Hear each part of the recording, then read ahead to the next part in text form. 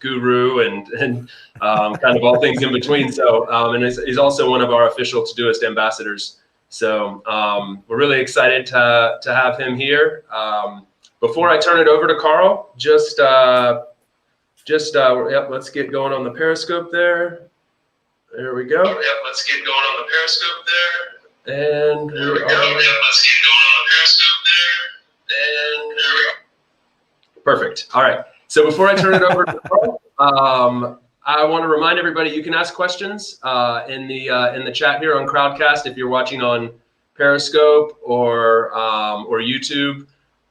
We won't be able to see your questions right away, but feel free to drop them in there anyway, and we will try to get back to those during the next office hours. My name's Chase Warrington. I'm the head of business development here at Doist, the team behind Todoist, and I'll be hosting Carl today and fielding Q&A towards the end of this. So feel free to drop your questions in, and we'll do our best to get to those towards the end. And for now, I'll go ahead and just turn it over to Carl. Carl, thanks again for being here. Right, it's always a pleasure to be here. Right, let me just go in and share my screen because okay, I'm going to allow the yes. Oh, okay. So hopefully you can now see my screen. You can see my screen? Yes, there we go. Yes. Okay, right. So we're good. We're good to go. All right. So I'm using my demo account here. This is just something I use for my YouTube videos, actually. So this is what I call my demo account. So what we're going to do is we're talking filters today. Now, essentially what a filter does is it gives you a lot of power. That's the way I look at filters. So if you take Todoist in its very, very basic form, you've got projects which you can just add tasks to, and you've got an inbox to collect your tasks. But if you want to go the next level, if you want to go to the next level and really build some, as I use it, like workflows, then that's where filters can really come in handy. You can use labels, of course, too, but filters have that little bit extra power. And I just wanted to go through some filters that I use every day, which might spark some ideas in yourself. So the first one that I use, and this is what I call my dashboard. Now, at the moment, I don't actually have anything in my inbox, but if I'm looking at this toward the end, towards the middle of the afternoon, I've got all my inbox tasks at the top. I've got my today tasks there, and then down at the bottom, I used to have waiting for. I removed it because I never have anything for waiting for. So let me show you what this filter is. So essentially, I use P:*inbox, and I believe that might actually be the old-fashioned way of doing it, but it still works. I think you can use #inbox now as well, but I need to confirm that. And then you put comma and then overdue and today. And I don't actually have a label at waiting for, but if you wanted to add your at waiting for to your dashboard, you can put at waiting for after today. Now, the thing about this is filters will always go in the order that you write it. So I could put overdue and today first and then P:*inbox, which would put my inbox at the bottom of the list. So this is the order that you write the filter query is the order that you actually get the view. So in here, you can actually type the filter name, and I just call this my dashboard. And I'm going to show you something right now that you can do with that. So once you've set up your filter, you have this wonderful home button up at the top, which has a keyboard shortcut H. Now what you can do is you can go into your settings and you can go into general and you will see start page here. Now my start page in my demo account is set up for today. Let's just say that I want to use my dashboard. So if I tap that, that's now set my dashboard as my home screen. So what you'll see now is my dashboard is come up and it's titled at the top, dashboard, and then P:*inbox, and then today. And if I go into, let's go into this week here. If I want to get back to it, I can just hit H and it will take me straight back. Or if you're not into keyboard shortcuts, you can just go to the icon up at the top here and go there and it will go straight back to your dashboard. Now, for those of you who are new to Todoist, your today view is the default setting for your home screen. So when you open up Todoist, it will automatically go to today. If you want to change that, remember, just go to your settings and you can go to general and you can set up your start page from here. And you can do anything, just not just filters. You can do your projects and you can do upcoming. You've got all sorts of options that you can use. But I actually prefer to use my dashboard because that's what it's for. So that was my first one that I wanted to show you. Now, what I also want to do is to show you my daily workflow, the workflow that I use every single day. And I start the day off with my objectives. Now, normally my objectives only has 2. This has 3, but that's okay. Now, when I call these objectives, these are the 3 or 2 tasks that I absolutely must get done today. And what I do for that is I assign the flag P1, the red flag. Now, the query for that is really, really simple when you're using filters. It's just today and P1. P1 is the flag, the red flag, and that's it. Today and P1. That's all I use for my today's objectives. And that's where I start when I begin my working day. I start right there. And that one gives me very, very simple view, exactly what I want to see. The things that I must, and this is a must, not a should, because a should is nah, but a must happens, and I make sure that happens. And that's why I like this filter, because it really focuses me first thing in the morning on the things that I really want to get done today. I then move down. Once I've done that and I've looked at that, I then move to my today's focus. Now, what you'll notice is those 3 objectives are still at the top. That's because my today's focus is where I pretty much spend most of the day. This is the window that I would have open. And essentially, these are my 10 tasks that I want to complete today, 10 or less. So in this case, there's 8 in here.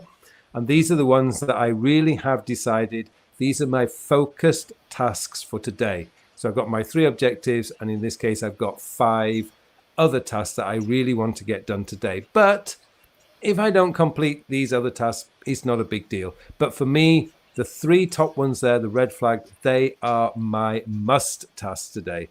The others are my should tasks, if you like. And that filter, again, is really quite simple. It's kind of embarrassing, really, because it looks really good, but it's a really simple filter. It's just today and not. Now, just to give you an idea, if you want to exclude something in filters, just use the exclamation mark. So in this case, it's today and exclamation mark P4. I don't want to see my unflagged task, my P4 task. I just want to see the task that I've flagged. And a quick aside here, not related to filters, the way I use flags are, red flags are my objectives, must do today tasks. Orange flags are my morning tasks, the tasks I would ideally like to do in the morning. And blue flags are my afternoon tasks, the tasks I would ideally like to do in the afternoon. Now, it's not a hard and fast rule, but that's generally the way I do it. So if you follow that system, you could easily create a filter, for example. And I'm going to show you how to do that, by the way. You can go to filters here, click plus, and I'm just going to say morning tasks. So these are the tasks that I want to do in the morning. And this would be very, very simple. It's just today and P2. And that would give me my morning task for today. And again, if I go to filters and I click the plus here, I can do afternoon tasks. I don't necessarily do this myself, but this is something you may want to consider. So afternoon tasks. And again, it would be today. And I've got to be able to type. Oh, I've gone into Korean. Today and P3. And that would give me the task that I have for the afternoon. So if I wanted to, I could do that, and I could actually do something else as well. For example, here you'll see that this is already added to my favorites. No, it's not. So I'm going to add that to my favorites because that's a really important one. And today's focus, I'm going to add to favorites. So you just go into the 3 ellipses at the side here and click on that and then add to favorites. What that does is it puts the filters up here at the top. So I've got now filters in my sidebar right at the top. So if I hit home now, so if I use my dashboard, I hit the H key, I still have quick access to my objectives and my today's focus. So this is a really good way of building your own workflow. So remember, I start the morning with my today's objectives. I check that. That gets me focused on my must tasks today. I then go down to my today's focus, which is where I would spend most of my day. And then towards the end of the day, I go to my dashboard, because the dashboard is my home, and that's going to tell me what I've collected this day. So as long as I check that, say between 3 and 4 p.m., I know I'm not going to miss anything urgent that's in my inbox, because I can do it. I've still got time in the day to do it. So those are the filters that I use on a regular basis. Now I have another one here called Focused 10. Now this is to do with planning for tomorrow. Now this one doesn't look right at the moment, simply because it's my demo account, so it's not actually full. But normally at the end of the day, these will have been checked off, because I've obviously done those today. When I do my planning for the next day, I go into here, and I would usually have about 8 to 12 tasks in here. At the moment, I've just got 2. But normally in my real account, I would have about 8 to 10 tasks assigned for tomorrow. And what I want to be able to do is to go in there and check to see if they are still relevant for tomorrow. Now that one, I like to see what's left for today, simply because if you don't complete everything, I can just say, okay, I'm going to change this date to tomorrow, and then it will drop down into that. And I'm not going to have time to check my bank accounts today, so I'm going to drop that in too. I didn't want to do that. Let's pick this one today. I'm going to drop that in for tomorrow. So I can move tasks quite simply from this window. Now, the filter for that is 2 days, because it's just going to show 2 days, and again, not P4. I'm not interested in the non-urgent unflagged tasks. I know they're there, but I'm not that interested. All I'm interested when I'm planning tomorrow are the tasks that really matter, the tasks that either must be done or should be done. The other tasks are if I have time. So that's why I don't do that. Now, if you could just, if you wanted to, you could remove that filter and just have 2 days. And now it's going to show me all my non-flagged tasks. So I've got my routines in there as well. So I've got my routines for tomorrow, my routines for today. They're all in there. But personally, I don't really like to have my routines in there. So I would just have and, again, exclamation mark, not P4. And that will remove the unflagged tasks and just leave me with the flagged ones. So those are my go-to filters every day. Now, what I've done in this kind of second part is just come up with a few alternatives that you may want to use. This one in particular, today's recurring areas of focus. Now, I've deliberately included this one because this is a new filter that we're able to do, which we haven't been able to do before. Now, if I just go to this project here, in my This Week project, I have a section here called Recurring Areas of Focus. Now, these are the things that I consider to be important, and I want to do them every day or every few days or maybe every week. So here, for example, complete my weekly planning session. I want to do that once a week. So that comes up once a week. Call my mum. Maybe I want to call my mum every 2 or 3 days. Do my daily planning, that would be a daily task, and my exercise would be a daily task. So these are in a section called Recurring Areas of Focus.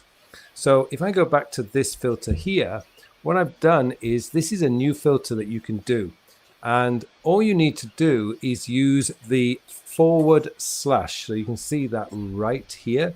So today and /, and then the name of the section you want to come up in the filter. So let's say you've got a very active project with a lot of sections in there. Maybe one of them is something that you need to see every single day. So you can actually filter it out. So you can create today and / recurring areas of focus, or whatever the name of the section is. And that's new. That's just come out in the last 2 or 3 weeks. And I found some really good uses for it, particularly this one, because again, recurring areas of focus are borderline should and must tasks. So I want to see them. I consider them to be really important, like exercise, calling my mother, and so on. So these things come up and I can see them very easily from a filter like that. And that's a new filter feature that came out. Another one that you can use down here is I've got next 5 days objectives. So I mentioned before about my objectives. These are my must-do tasks every day. So again, this filter is now to show me the next 5 days. This is perfect for Monday morning. If you're doing a planning session, say on a Monday morning, you can do the next 5 days. So you can see what you've assigned to be done on each day. So in my case, I'm using the flags for this. So I've got next 5 days objectives. That's the name of the filter. And it's just 5 days and P1.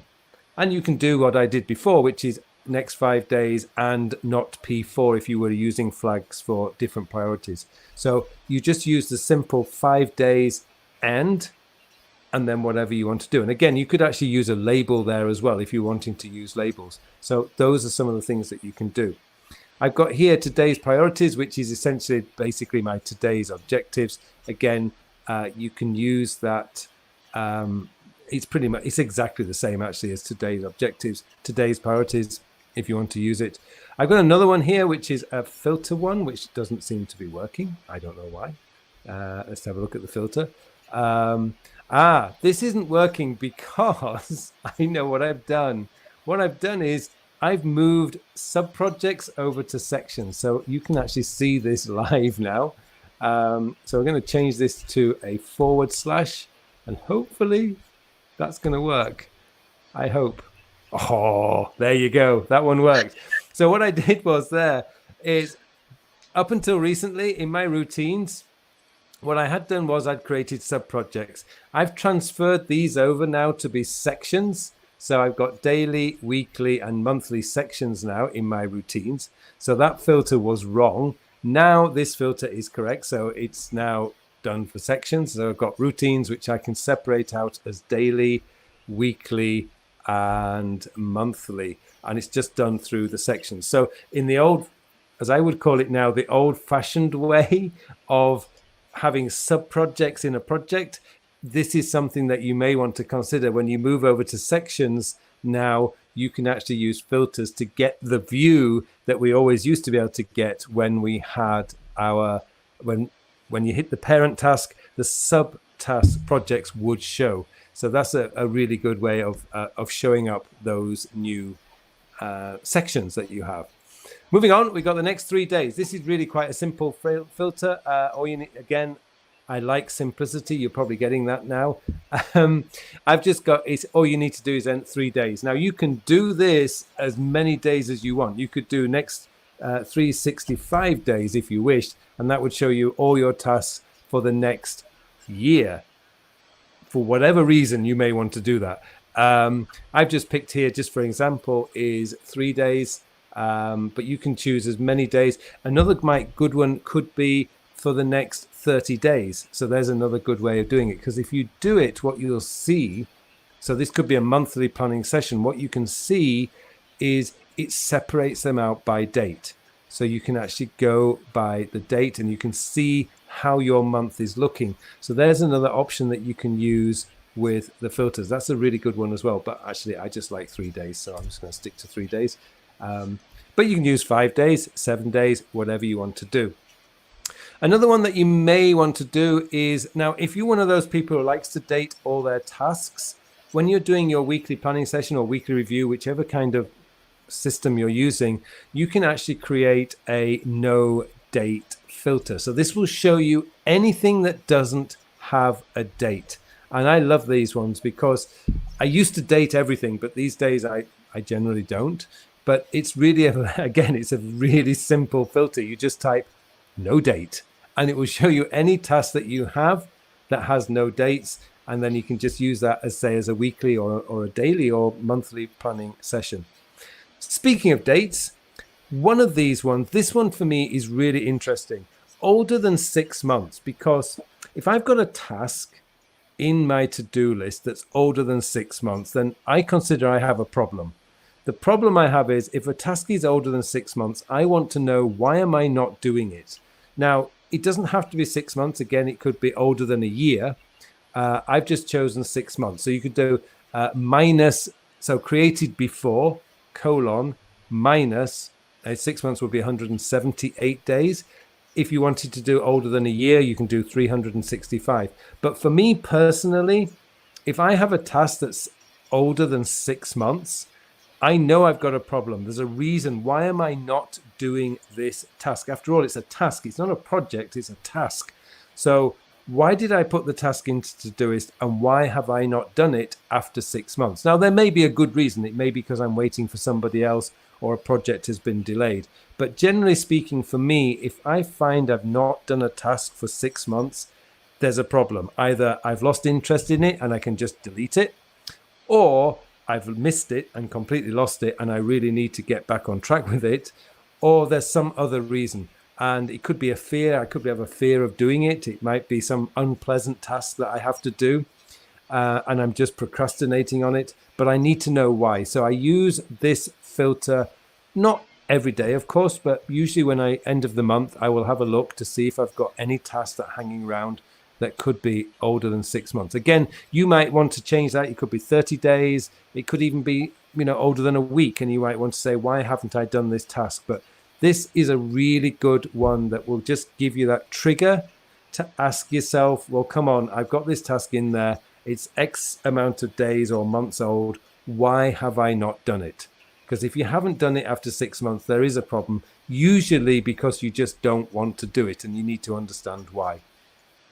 Next filter is, now this filter, I don't imagine why anyone would ever want to use it, because it's just going to be a huge, overwhelming list, but view all. This will show you all your tasks in Todoist. Now, this is my demo account, so it's not very long. I've just got a few tasks in here. In my real account, I probably have over 200, maybe 300 tasks in there somewhere. And so looking at this view, I would just go, do I have all that to do? It wouldn't be a pleasant experience, but I know that some people may want to use this, which is fine. And again, it's a really, really simple filter. It's just view all. And, it's something that you may want to use just to see how many tasks you really have. But it's a scary task, a scary filter. Morning task, not morning task, monitoring task.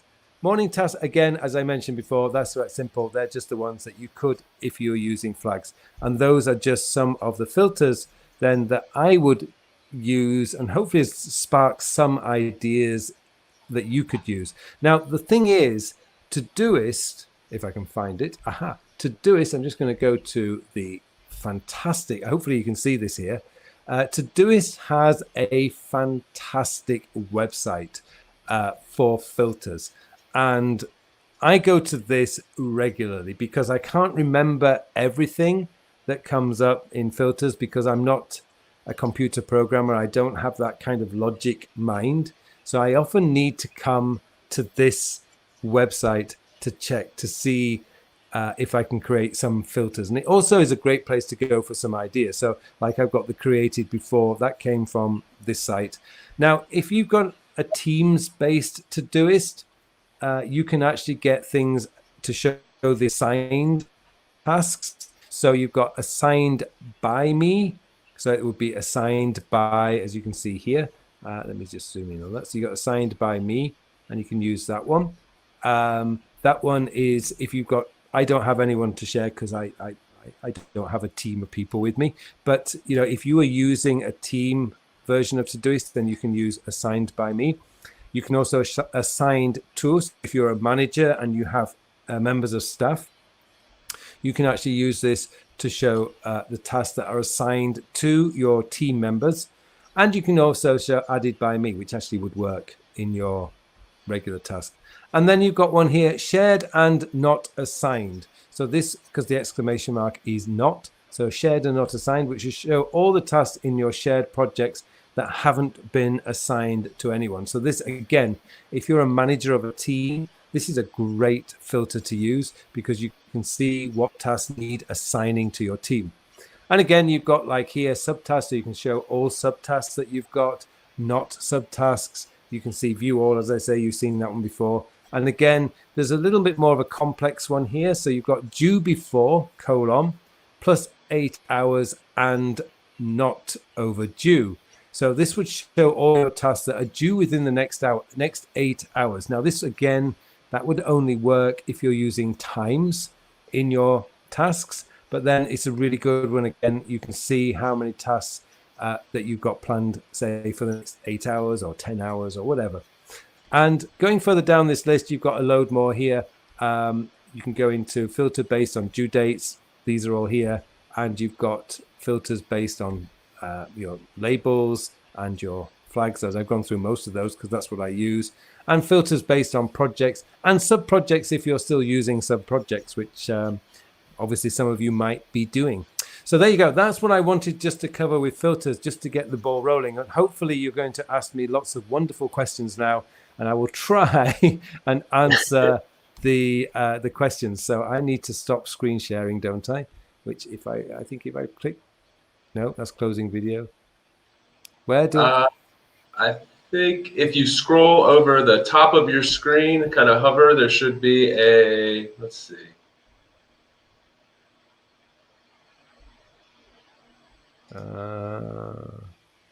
Whoa, that looks, oh, you've done it. There we go. Then I think there we go. Now we're good. Now we're good to go. We managed. So hopefully now, guys, you've got some questions, and somebody's put the link in there for filters, so that's fantastic. I think it was Jutta. Jutta has put the link, so that's great because it is a fantastic page to go to get some more ideas. But hopefully that's just giving you some ideas about building workflows. It's one of those best places to get a really focused workflow into your day. Yeah, I can even say for myself, Carl, like I'm not a big filters user, and I took a bunch of notes on things that I can add to my workflow. Yeah, thank you.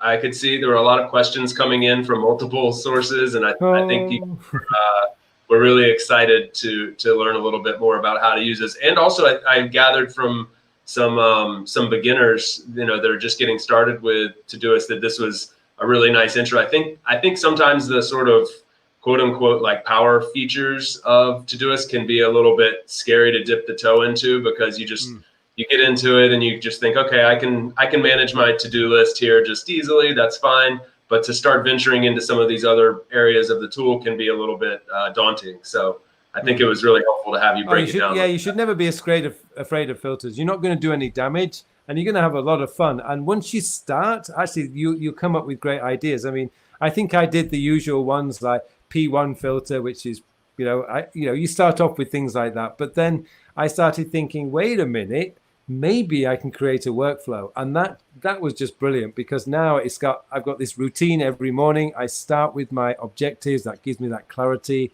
And then I go into my focus view for the day. And it's just fantastic, because I'm not distracted then by the tasks I've already decided are not important. So that's because it's very easy, as you get later in the afternoon when your brain's getting tired, it's very easy to start scrolling down to the less important tasks. And I was like everybody, I was doing that. And I really thought, this isn't helping me. I need to focus on the tasks that are important. And that's what filters are great for.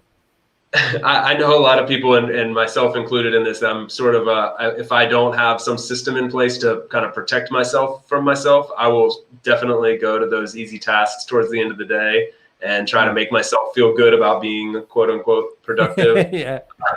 Just by checking things off. Dopamine hit, you check it off and you get the dopamine. That's it. Yeah, exactly. It's that aspect of it. So it's great to have. I think that's something that everybody can take away from this, is by sort of building a workflow that causes you to focus on what's really important and get into deep work, is something that's at the core and ethos of what we try to do at Doist, and the core of what's behind Todoist.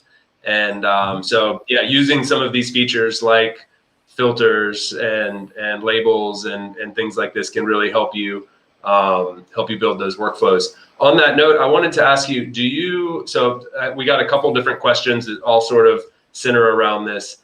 Do you feel like do you also need to be sort of not a pro, but at least understand labels to get a lot out of filters, or can you use them? how do you use them interchangeably, or when do you use filter versus label to kind of see different views, and how do you use them together? Well, that's sort of the crux of like 3 or 4 questions. So personally, I don't use labels. Personally, I find I don't need them because filters and flags give me everything I need. But if I was managing a team of people, that's when I would use labels much more, because I would create a label for each of my team members, and that would really help me to filter things down, because I could then filter out tasks that I've assigned to a team member. And then every time we have a meeting, I don't have to go looking for all the tasks I've assigned them. I just hit their filter. Or, again, you could even just do that with label as well. Anything that, if you have a team of people, you have a label for each of your team members. Hopefully you don't have hundreds of people. But if you have, say, a team of like 10 to 15 people, it's certainly manageable. And it's a really good way of like, you have a one-on-one meeting with them. You just hit their filter, bang, and you can see all the tasks that you've assigned. And you can obviously leave little notes for yourself to discuss with next time you see them.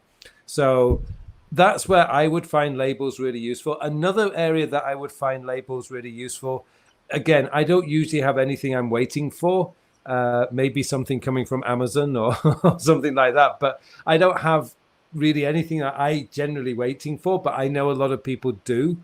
So a waiting for label is fantastic too, because you can just add the waiting for, and then maybe once or twice a week, you can just click on that label. You don't need to create a filter for that. You can just click on the label and say, what am I waiting for?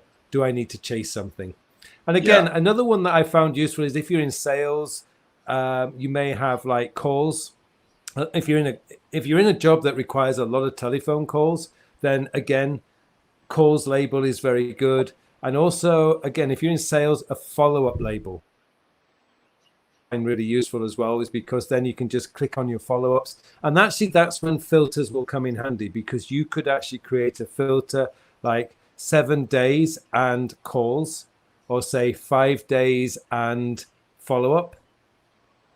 So if you're creating that would be an awesome filter for a salesperson, because then you know what you have to follow up this week, or you know what you have to follow up today. You can create all sorts of filters around the day. So one day and calls, or 1 day and follow-ups. So it depends on what kind of work you do. I mean, I would consider myself more of a content creator, so I'm not really waiting on anyone else.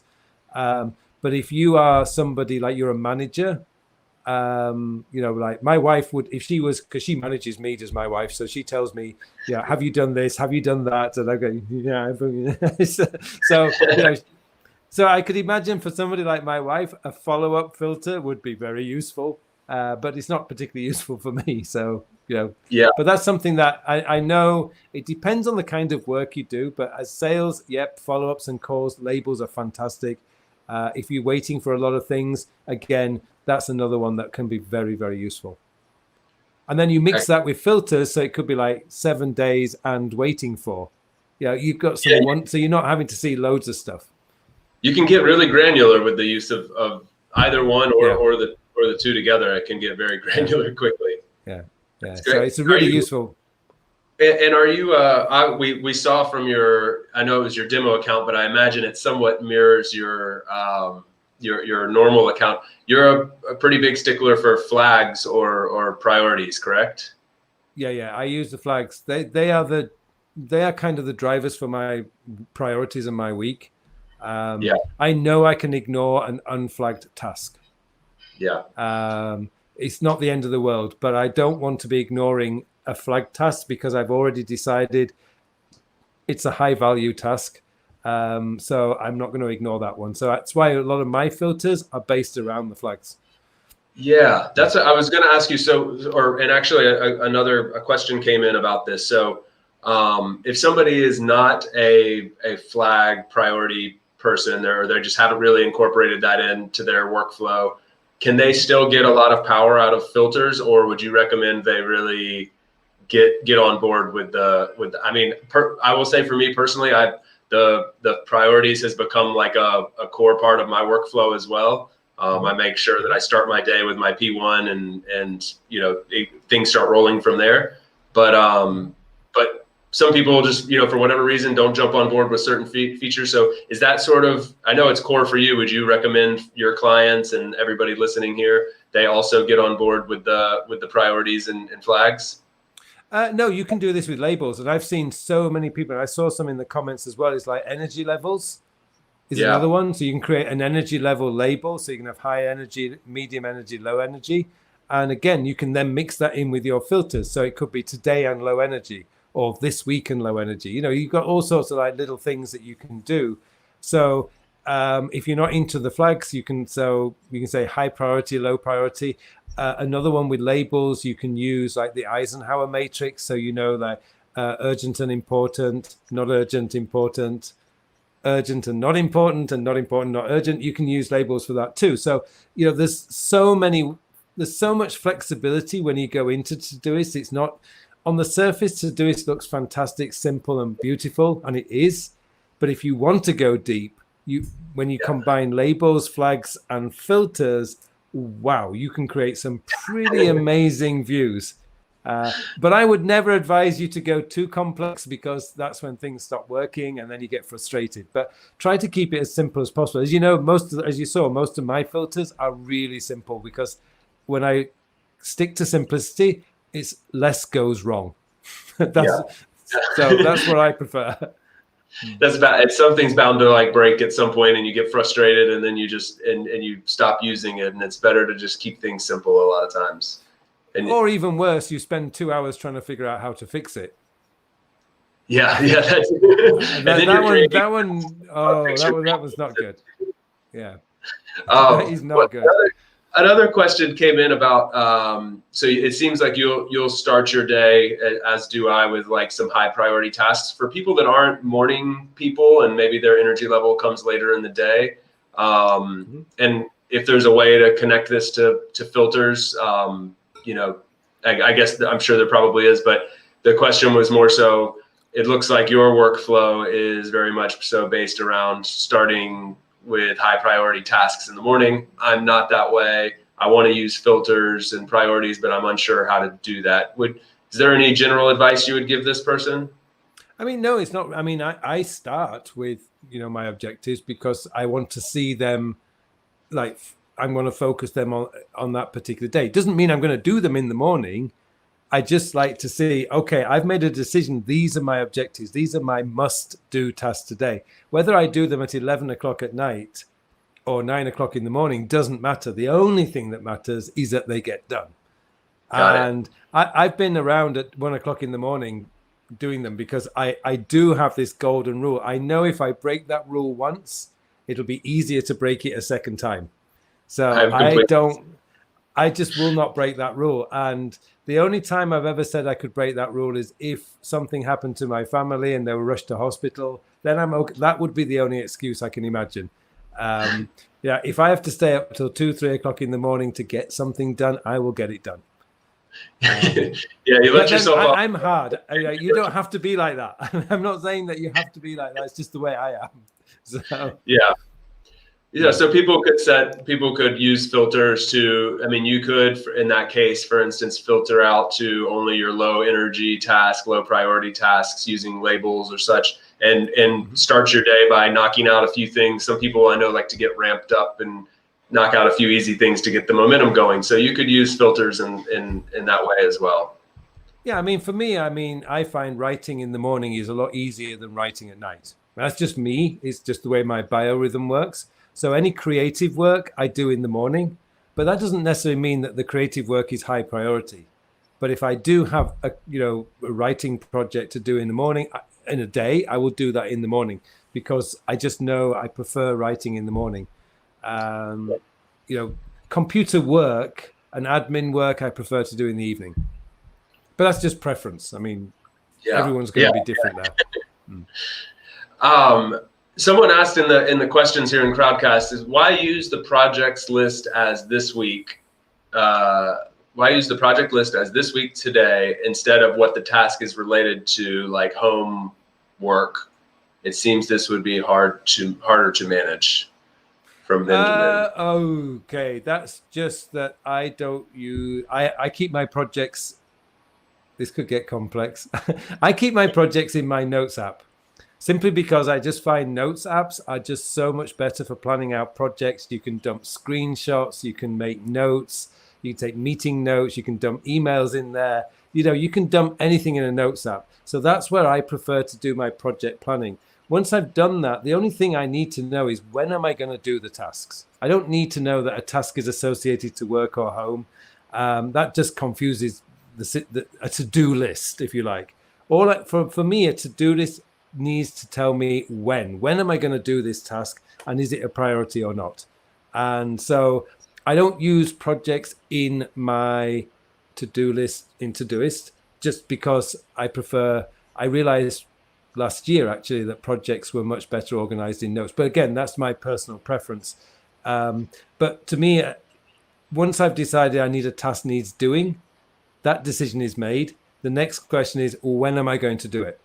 So that's why my projects list is this week, next week, this month, next month, and long term. That's just because I'm more time-based. When am I going to do it? And for me, project planning is just Notes apps are just better used for that. So at the moment, I'm using Apple Notes. I'm a long-time Evernote user. Just a few problems with Evernote on the iOS devices. It's great on the laptop, but not so good on mobile devices at the moment. Hopefully that will change soon. So in the meantime, I am using my Notes app, Apple Notes, which is great. I mean, I can dump emails in there, PDFs, images, pretty much anything in there. So that's why I do that way. It's not for everyone, I understand that, but just for me, it works brilliantly. Yeah, that's it. I mean, it's meant to be. You alluded to this earlier, but the Todoist is meant to be simple and powerful, but also flexible, and everybody should be able to kind of adapt it to their different style of what they're doing for work or personal life. So it should work that way, that you can kind of adjust the way you use projects. Yeah, sure. So if you prefer to use, the standard project list of like homework and so on, fine, go for it.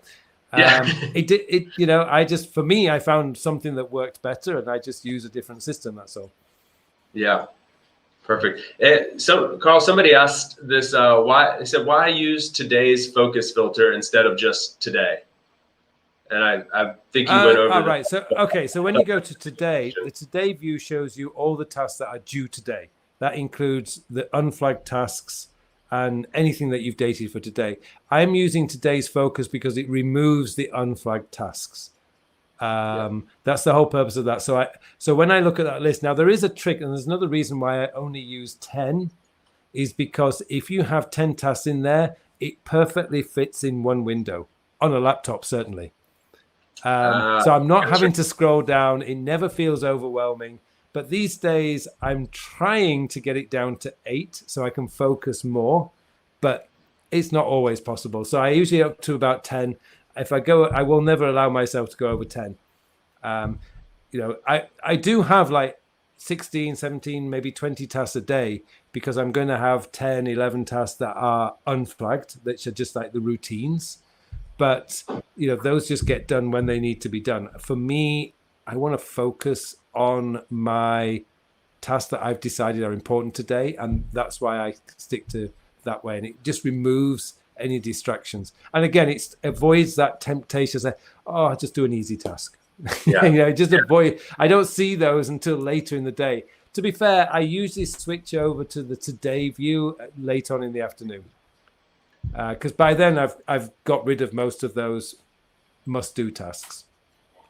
Yeah, that comes back to the idea of protecting yourself from yourself a little bit. Like if you have that whole list there, you will be very tempted, especially on a day where you're not feeling the right level of energy or whatever. You'll be very tempted to go to those non-priority tasks, and to use a focus filter like that can be super powerful. Yeah, I should just point out, because I'm seeing this actually coming up in the comments about Todoist has the comment section, and Todoist, you can link Google Docs and you can link files from your computer and Dropbox. Yeah, I know that's fine, but you can do that in a task. What I'm talking here is the whole project. I want to see the whole project view, and that's why I use the Notes app.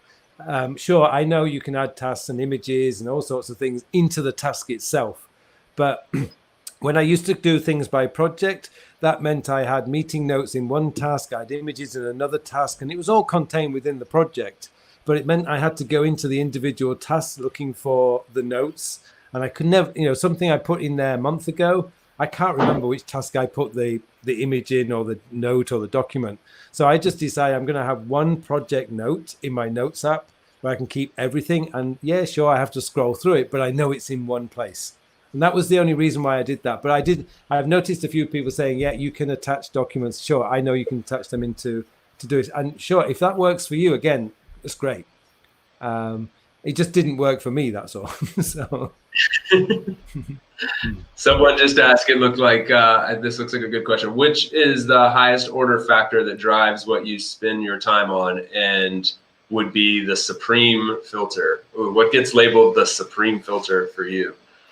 Content. Anything related to building content, creating content, because that's, if you like, that's the money. Well, I say it's the money machine. It's not really, but it's that's my work. Yeah, if I stopped creating content, my income would start going down. So obviously, I focus on the content, whether it's the free content or whether it's paid content that I create. But either way, for me, content is supreme. And as long as I'm creating something content-wise every day, I know I've had a good day. That's the problem I have. If I have an off day and I don't create anything, I feel pretty bad. So for me, if somebody asks, what do you do? I would say I love creating content, whether it's writing, creating a video, creating a podcast. I just love creating content. So that's my supreme, and that's why, generally speaking, they would always be high priority. Secondly, though, would be health and fitness, because what I've learned is if I'm not taking care of my health and fitness, my energy levels tank. I mean, they just drop.